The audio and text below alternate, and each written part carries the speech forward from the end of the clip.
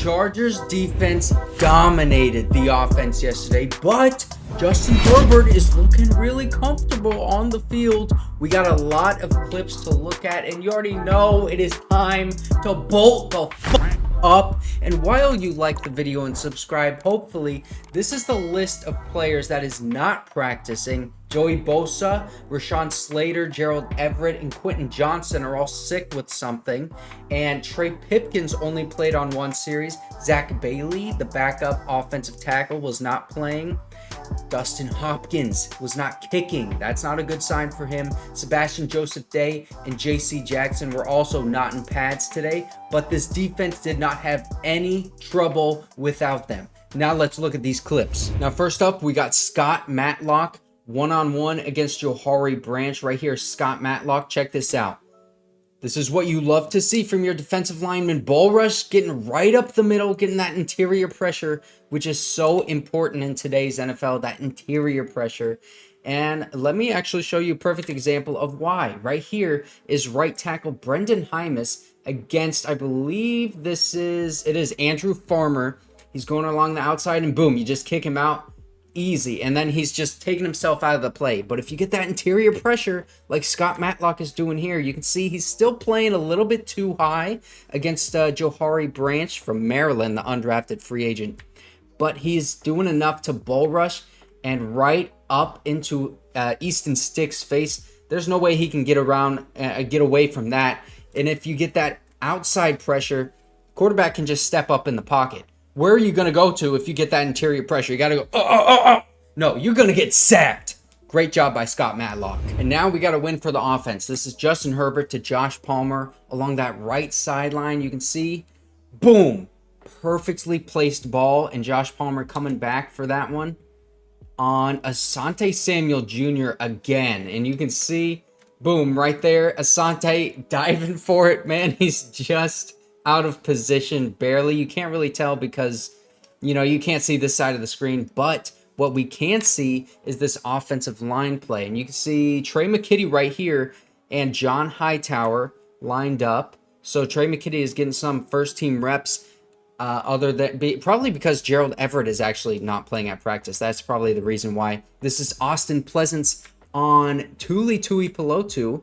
Does a pretty good job on holding him right there and then kicking him outside so Justin Herbert can step up. Oh, what I don't like is this left tackle. Okay, chip by Austin Eckler. Doesn't really do much. And that left tackle, whenever you're looking like that and you got the guy behind you and you're just trying to body block him like you're playing basketball and you're in the paint, that means that you got beat as an offensive lineman. And that is Ty Shelby. And number 73, Foster Sarrell, man.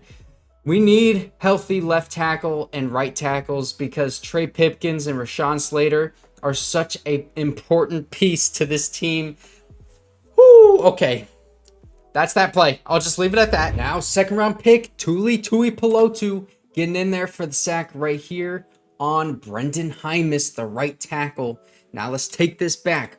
I want to see Trey McKitty get a piece of Tuipulotu here to try to help out his offensive tackle. He doesn't on that release, and Tuipulotu with that speed burst and then just dip right into him, push him away. Easton Stick doesn't have the time to step up because he's just back there so fast. And then look at this other side.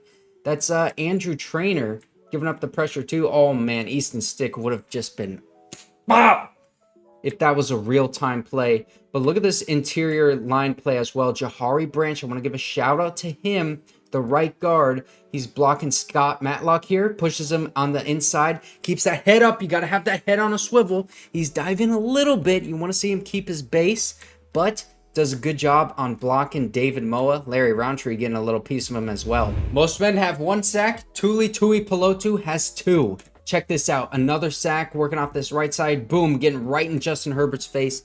That is the first team offense on this one. Last time was the second team offense. Obviously, Tuipulotu right here working on Austin Pleasants, I believe that is. Number 75. That's why it's so important to have your head on a swivel. I don't know for sure if this play is designed for Austin Pleasants to just let him go, but Eric Kendricks is coming too. So he's letting 2 guys go, not even looking at him. Johari branched on the last play, head on a swivel. He was able to pick up 2 guys. Austin Pleasants just letting 2 guys go right by him. And then Zion Johnson pulling from left to right. Can't get there in time because, again, like I said, Tuipulotu has that burst. He has that speed coming off the edge.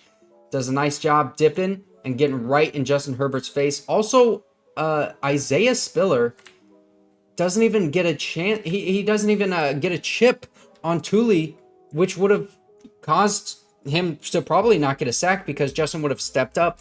And then he goes for Eric Kendricks. I mean, this is just bad blocking all around, man. Alohi Gilman is having a great camp. You can see this is a 4th down in practice. Now check this out. Justin Herbert's going to be under pressure a little bit by Nick Williams and Khalil Mack, but that ball is chipped up in the air. Alohi Gilman, nice heads up play. He runs that back a little bit.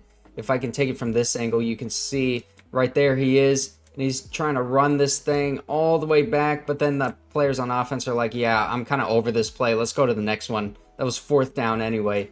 But good heads-up play by Alohi Gilman. Let me take this back so you can see Isaiah Spiller is the running back right there. So this is empty backfield, but I want to focus again on this protection. Right here is Trey Pipkins. This was his only series of practice. And he's going up against Nick Williams, getting bull rushed a little bit, giving up a pressure, and then also Khalil Mack getting that hand up in the face of Justin Herbert on left tackle. I believe that's Foster Sarrell. I can't really tell, but Khalil Mack and Nick Williams with the pressure. That's good interior offensive line protection, but let's take this up. Oh, man, Derwin James blanketing him, and hold on, let me take that back. Was that Chris Rumpf? Down the field? It is. Chris Rumpf playing over the middle of the field. Okay, playing like a middle linebacker. But that ball is just behind Josh Palmer. You can see he's jumping up in the air with his hands behind him, stretched as far as he can. That is a tough catch. Ball bounces off his hands. And Alohi Gilman, the flying Hawaiian. How many of you guys are in the Alohi crew? Should be called the Gilman gang. But Alohi Gilman gets that pick. I think that's like his 3rd. At least his 3rd interception of training camp so far. Khalil Mack obviously is going to have a sack too. I mean, look at this right here, working off that right side. Boom. Getting right in Justin Herbert's face. And then they continue on with the play, so it's a big play for the offense. But, I mean, that was a sack for Khalil Mack. Check this out on Austin Pleasants. He sees that running back coming, so what does he do? Jump and dip. Get right in the face of Justin Herbert.